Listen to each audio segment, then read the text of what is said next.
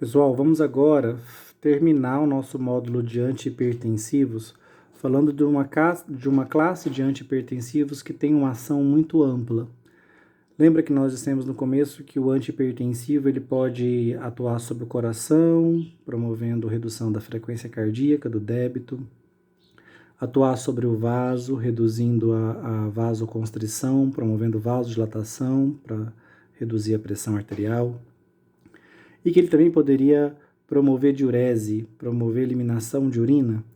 Então, nós vimos fármacos que atuam sobre o coração, vimos fármacos que atuam sobre os vasos e vimos fármacos que atuam sobre a volemia, os diuréticos, né, na segunda parte da nossa aula. Agora, na terceira e última parte, nós vamos ver fármacos que agem nos três ao mesmo tempo, e por isso são fármacos muito poderosos.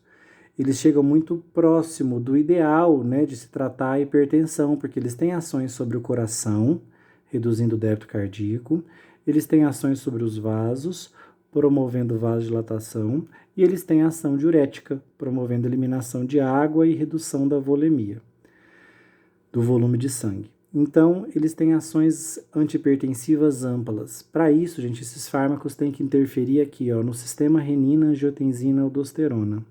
Vamos relembrar esse sistema? Quero que vocês, voltando no néfron, né? O nosso néfron aqui no glomérulo tem a filtração do sangue. O filtrado é então conduzido pelo túbulo contorcido proximal. Parte, né, dos nutrientes, da água, do sódio já é reabsorvida aqui, ó, no proximal pelo transportador SGLT2, que não está marcado aqui. Na alça de Henle, lembra? Eu tenho reabsorção de água novamente no NKCC2, junto com sódio, potássio, cloreto. E quando, gente, o ultrafiltrado passa aqui no final da alça de Henle, no começo do distal, tem as células da mácula densa que eu disse para vocês, que são sensores de sódio. Quando o indivíduo está desidratado, com pouca água, a mácula densa é ativada, ativa a célula justa glomerular. E aí a célula justa glomerular inicia o sistema renina-angiotensina-aldosterona, porque é ela que produz e libera renina. Para que isso, gente? Qual o objetivo? Aumentar a pressão arterial. Então, vamos lá. Opa, como assim aumentar a pressão arterial? A gente está estudando antihipertensivo, a gente quer diminuir a pressão arterial. Tá, não, eu estou mostrando para vocês que o sistema renina-angiotensina-aldosterona é um sistema de proteção do nosso corpo quando nós estamos desidratados com a pressão baixa. Para nossa pressão subir, a mácula densa detecta os baixos níveis de hidratação, pouco sódio, pouca água aqui, ó, no fluido do ultrafiltrado. A mácula densa estimula a célula justa glomerular e a célula justa glomerular inicia o sistema renina-angiotensina-aldosterona. Qual que é o objetivo desse sistema, gente? Aumentar a pressão e aumentar a hidratação do organismo.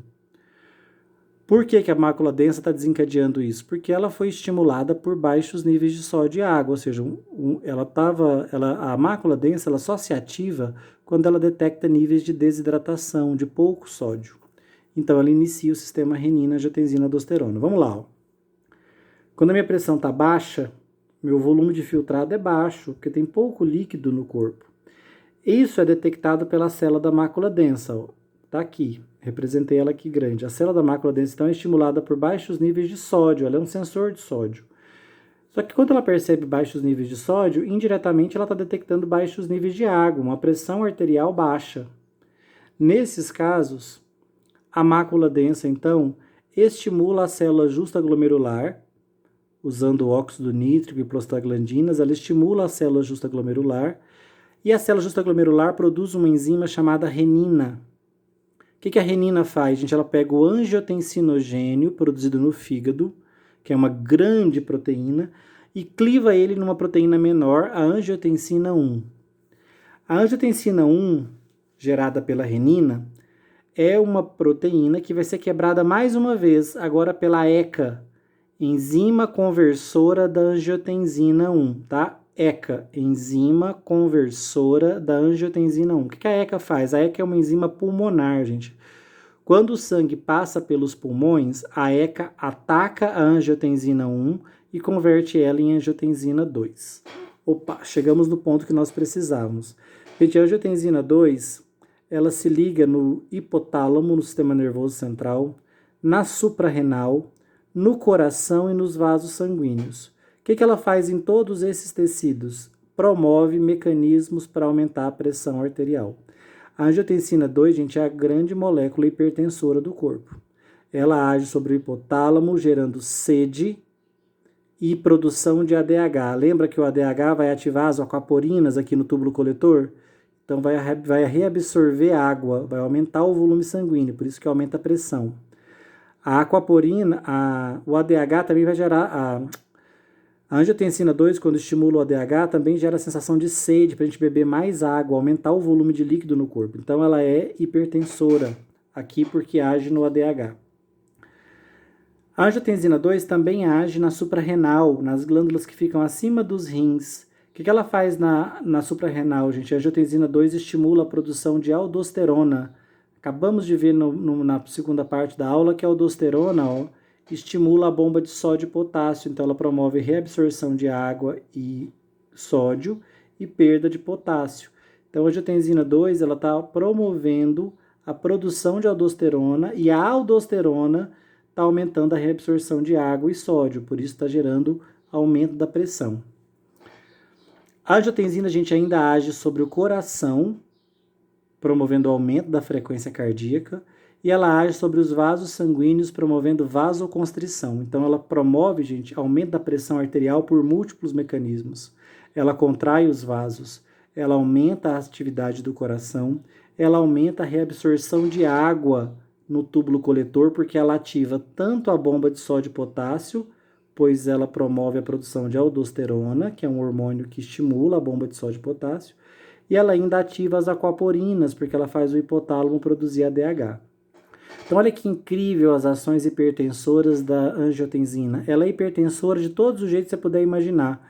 Ela faz vaso contrair, ela faz o coração bater mais rápido, ela aumenta a reabsorção de água nos rins, ela é antidiurética, porque ela promove a produção dos hormônios antidiuréticos, né, da aldosterona, que ativa a bomba de sódio e potássio, e do ADH, que ativa as aquaporinas no túbulo coletor. Como é que a angiotensina faz isso? Em todos esses tecidos, gente, a angiotensina, para agir, ela se liga no receptor de angiotensina, que é um receptor do tipo AT1, tá? Aqui, ó, faltou completar, tá? Desculpa, vocês completem aí. Receptor AT1, que é o receptor da angiotensina 2. Então, tá aqui, ó, receptor AT1, AT1, sempre se ligando na angiotensina 2. Então, essa molécula gerada pelo sistema renina-angiotensina, que é a angiotensina 2, ela tem ação hipertensora em vários tecidos. Então, o que eu quero que vocês pensem? Sempre que a gente está desidratado, pressão baixa, pouco sódio, a mácula densa se ativa, ela detecta isso aqui por conta do baixo volume de filtrado, ela se ativa e ativa a célula justa glomerular. A célula justa glomerular libera renina. A renina começa tudo, gente, porque a renina no sangue converte angiotensinogênio e angiotensina 1. E a ECA pulmonar vai converter angiotensina 1 em angiotensina 2. A angiotensina 2 ela é hipertensora em vários tecidos do corpo. No hipotálamo ela gera sede e faz ele produzir ADH para aumentar a reabsorção de água pelas aquaporinas. Na suprarrenal ela faz a suprarrenal produzir aldosterona, que aumenta a reabsorção de água aqui na bomba de sódio e potássio. Ela faz o coração bater mais rápido e mais forte, então aumenta o débito cardíaco. E ela promove vasoconstrição. Então, ela é hipertensora de todas as formas possíveis.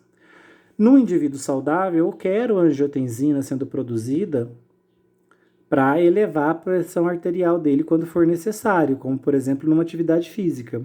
A questão, gente, é que nós estamos falando de pacientes que já estão hipertensos. É interesse de um paciente hipertenso produzir angiotensina 2, gente? De jeito nenhum. Porque se ele produzir a angiotensina 2, o coração dele vai bater mais rápido, ele não quer isso. O vaso dele vai contrair, ele também não pode fazer isso. Ele vai absorver mais água e aumentar o volume sanguíneo, porque ele vai absorver mais água nas aquaporinas e na bomba de sódio e potássio, ele também não pode fazer isso. Então, no hipertenso, gente, para o hipertenso, que já tem pressão alta, a angiotensina 2 é uma grande inimiga, porque ela vai promover um aumento ainda maior dessa hipertensão. Então, no hipertenso, eu quero o sistema renina-angiotensina-aldosterona inibido, eu quero parar a produção de angiotensina 2.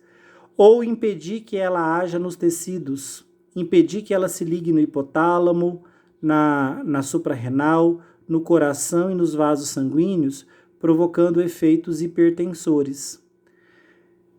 Para eu impedir que a angiotensina 2 se ligue no receptor dela, eu tenho que gerar um antagonista para ela, né? Vocês vão ver que existem fármacos que impedem que a angiotensina 2 produzida se ligue nos tecidos.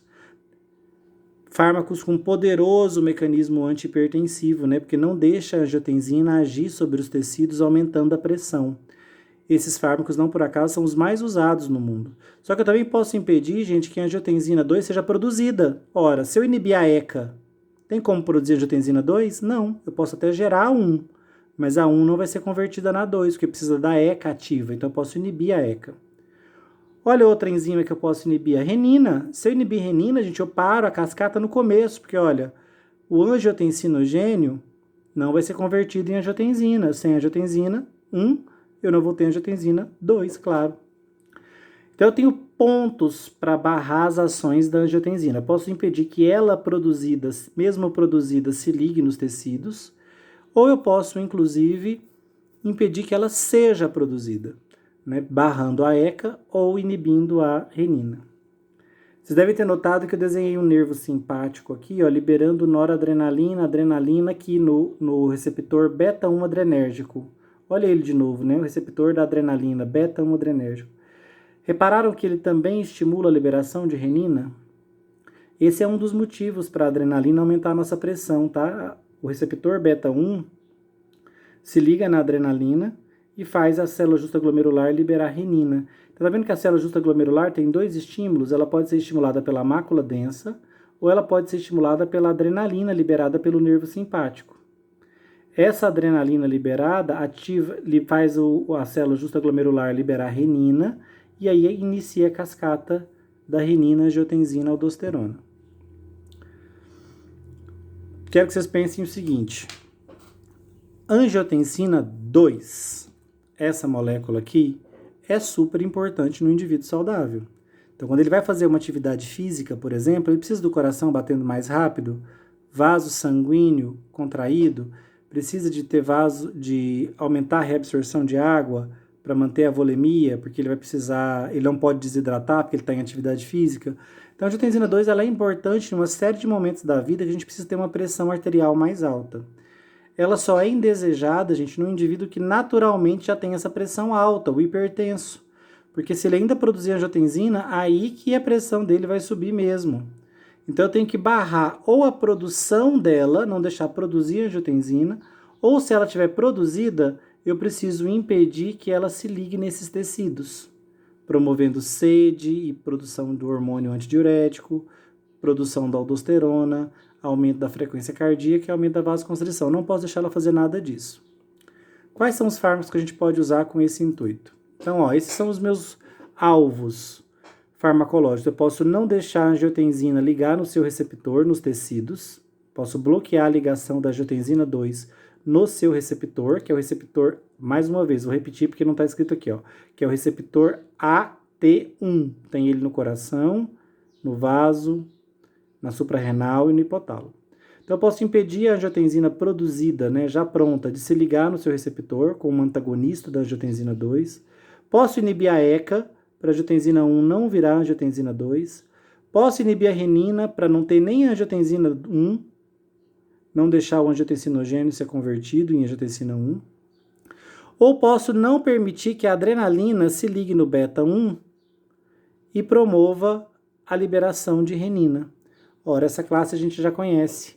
São os antagonistas beta-1 adrenérgicos. Quem são eles? Propranolol, atenolol, carvedilol. A gente viu que lá no coração ele não deixava a adrenalina ligar no beta-1 e estimular o tecido cardíaco. Aqui é a mesma ideia. Propranolol, atenolol e carvedilol não vão deixar a adrenalina se ligar no receptor beta-1, só que agora ele está onde? Não mais no coração, ele está na célula justa glomerular aqui, ó, na célula da arteríola. Ao fazer isso, ele impede que a célula justa glomerular libere renina. Então, se a renina não for liberada, o sistema renina-angiotensina nem começa, porque precisa de renina para converter a angiotensinogênio em angiotensina.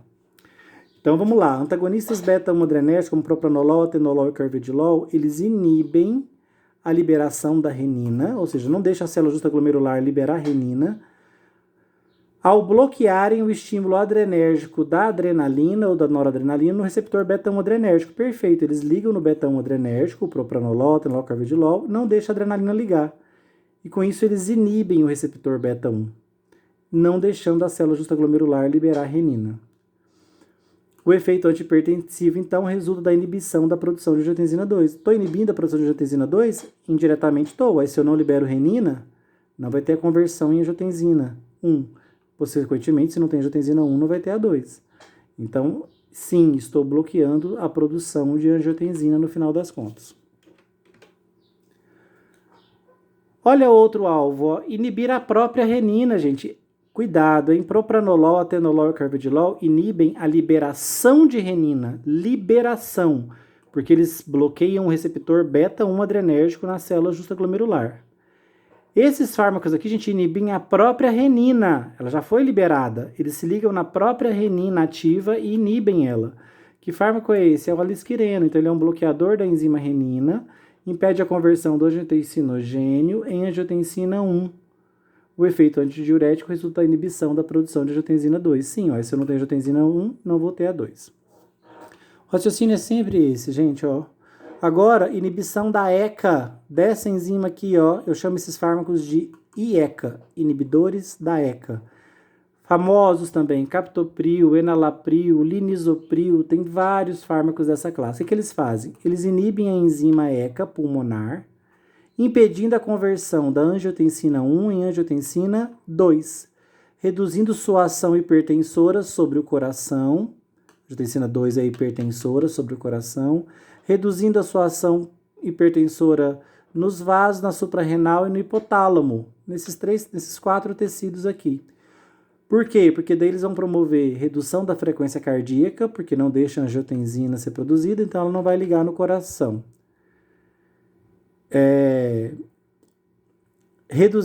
Promovendo vasodilatação, redução da liberação de ADH no hipotálamo, porque o hipotálamo fica sem angiotensina 2 para estimular a liberação do ADH, e reduzindo a reabsorção de água e sódio nos rins. Então, olha lá, ó, quando eu reduzo a ação hipertensora no coração, nos vasos suprarrenal e no hipotálamo, eu promovo redução da frequência, promovo vasodilatação, redução da liberação de ADH e aldosterona e reduzo a reabsorção de água aqui nos rins, porque não vai ter nem ADH sendo produzido, nem aldosterona, porque não te faltou angiotensina 2. Os IECAs, gente, eles podem até ter o tratamento interrompido por conta de uma tosse seca. O que é uma tosse seca? É uma tosse sem expectoração. Por que esses pacientes começam a tossir? Porque a ECA, que esses medicamentos inibem, é uma enzima pulmonar que quebra bradicinina, uma substância que é muito irritante para o tecido pulmonar. Quando a ECA é inibida, a bradicinina deixa de ser quebrada, então ela se acumula no pulmão e ela provoca irritação no pulmão e gera uma tosse. Dependendo da intensidade dessa tosse, alguns pacientes não vão tolerar os medicamentos dessa classe aqui, tá? Que são poderosos antihipertensivos, porque param a produção da principal molécula hipertensora do corpo, a angiotensina 2. Mas pensem que a angiotensina 2 foi produzida. E agora? O que me resta fazer se eu já tenho angiotensina 2 aumentando a pressão? O que me resta fazer para ajudar esse paciente hipertenso é não deixar a angiotensina 2 que foi produzida se ligar nos tecidos, se ligar no hipotálamo, se ligar na suprarrenal, não deixar ela ligar no coração e nem nos vasos sanguíneos. Existem fármacos que fazem isso, gente? Sim. Talvez a classe de antihipertensivos mais populares do mundo, os antagonistas da angiotensina 2 no receptor AT1. Quem são esses fármacos? Losartana, valsartana, candesartana, telmisartana. Eles fazem o quê? Eles bloqueiam a ligação da angiotensina 2 ao receptor AT1 no coração, nos vasos e na suprarrenal e no hipotálamo, promovendo redução da frequência cardíaca, promovendo vasodilatação, redução da liberação de ADH e aldosterona e reduzindo assim a reabsorção de água e sódio nos rins. Vocês podem estar pensando, mas o finalzinho aqui está igual ao dessa classe. Claro, porque o efeito é o mesmo. Essa aqui não está deixando a angiotensina se ligar nos tecidos, então não está deixando eles serem estimulados pela angiotensina. E esse aqui está impedindo a produção de angiotensina. Sem elas, sem a angiotensina 2, não vai ter nenhum desses efeitos. Por isso que o final é igual, ó. Ambos promovem redução da frequência cardíaca, vasodilatação, redução da DH, da liberação de ADH pelo hipotálamo e de aldosterona pela suprarrenal. Ambos fazem isso, só que esses daqui impedem a angiotensina já formada de se ligar no receptor AT1. Esses aqui não deixam o organismo produzir a angiotensina 2, porque ele barra a última etapa da produção dela, que é a conversão de angiotensina 1 em 2 pela ECA pulmonar. Então, dessa forma, o antagonismo de angiotensina 2, os antagonistas de angiotensina 2 são antihipertensivos de ação ampla, viu, gente? Mundialmente generalizada. Muita gente usa losartana, valsartana, candesartana e telmisartana para tratar essas patologias provocadas pela hipertensão, para controlar a hipertensão. No Brasil, inclusive, a losartana, o primeiro medicamento dessa classe, é disponibilizado gratuitamente pelo Sistema Único de Saúde para controlar a hipertensão dos brasileiros. Esses outros fármacos aqui são mais caros que elas, tá? Mas não existe indicação clínica de que sejam superiores à losartana. Então, cuidado, viu? Muita gente paga caro por valsartana, candesartana e telmisartana, mas não existe indicação clínica de que eles sejam superiores à losartana, que a gente pode conseguir, inclusive, gratuitamente pelo programa Farmácia Popular. Tá ok? Esses são os fármacos, gente, que interferem no sistema renina, angiotensina, aldosterona. Quando eu digo que interferem nesse sistema, eu digo que eles atrapalham a produção ou a ação da enzima angiotensina 2. Aqui e aqui atrapalham produção da angiotensina 2. Essa classe aqui impede que a angiotensina 2 já produzida se ligue nos tecidos com efeitos hipertensores. Tá certo? Assim a gente fecha a nossa farmacologia da hipertensão. Eu espero que vocês tenham muitas dúvidas, me mandem muitas dúvidas, porque essa é uma farmacologia complexa. Eu estou fazendo apenas uma apresentação para vocês das classes, dos principais mecanismos, mas ela é muito mais profunda que isso. Se nós tivéssemos mais tempo hábil, poderíamos ficar tranquilamente aí um mês falando apenas de antihipertensivos com tranquilidade. Mas nós temos uma aula para falar disso. Então, estou tentando dar para vocês a visão mais ampla possível. Que eu posso ser antihipertensivo inibindo o sistema renina, angiotensina, aldosterona. Posso ser antihipertensivo promovendo diurese e eliminação de água. Posso ser antihipertensivo promovendo vasodilatação nos meus vasos sanguíneos. E posso ser antihipertensivo abrandando o batimento cardíaco, né? Reduzindo a frequência, a força de contração e com isso reduzindo o débito. Com isso eu atinjo os meus objetivos quando na farmacoterapia da hipertensão, né? Quais são esses meus objetivos? Reduzir débito, reduzir volume de sangue, promover vasodilatação. Consigo fazer isso com classes separadas e tem essa última classe que a gente acabou de ver nessa aula, os antagonistas os fármacos que interferem no sistema renina, angiotensina, aldosterona, eles agem nessas três abordagens, né? Eles são capazes de reduzir o débito cardíaco, porque a angiotensina 2 aumenta o débito. Eles são capazes de reduzir volume, porque a angiotensina 2 promove reabsorção de água e eles bloqueiam as ações dela. E eles ainda podem promover vasodilatação, porque a angiotensina 2 é vasoconstritora, então quando você bloqueia as ações dela, os vasos dilatam. Então, por isso que essa classe que a gente acabou de ver aqui nessa última parte do nosso conteúdo de antihipertensivos é tão usada mundialmente. O captopril, o enalapril, a losartana, o alisquireno é menos utilizado. O propranolol, vocês viram que ele tem mecanismo duplo, né? Ele age lá no coração, junto com o atenolol, o carvedilol, lá no coração, reduzindo a frequência cardíaca, impedindo a adrenalina de ligar no receptor beta-1 cardíaco, só que ele também interfere no sistema renina, angiotensina, aldosterona, impedindo a liberação de renina estimulada por adrenalina. Eles não deixam a adrenalina estimular o beta-1 e liberar a renina. Então ele tem duplo mecanismo antihipertensivo, tá? Essa classe, também bastante popular. Ok, gente? Esses fármacos aqui estão muito na moda, viu? Só para vocês lembrarem, porque a ECA, a enzima conversora da angiotensina, que eles inibem, ela é a porta de entrada para o coronavírus na célula pulmonar. A gente já sabe disso, que o vírus entra nas células por meio da enzima ECA, que é uma enzima de membrana. Então, está sendo bastante estudada essa enzima no momento, e os inibidores da ECA aparentemente atrapalham prejudicam o paciente com Covid, isso é uma teoria, porque esses pacientes que usam esses medicamentos teriam um número muito grande de ECA no pulmão, muita enzima conversora da angiotensina no pulmão deles. E por isso, muitas portas de entrada para o vírus. Mas isso é só uma teoria, não foi provado ainda. Ok? Espero as dúvidas de vocês. Até a nossa próxima aula.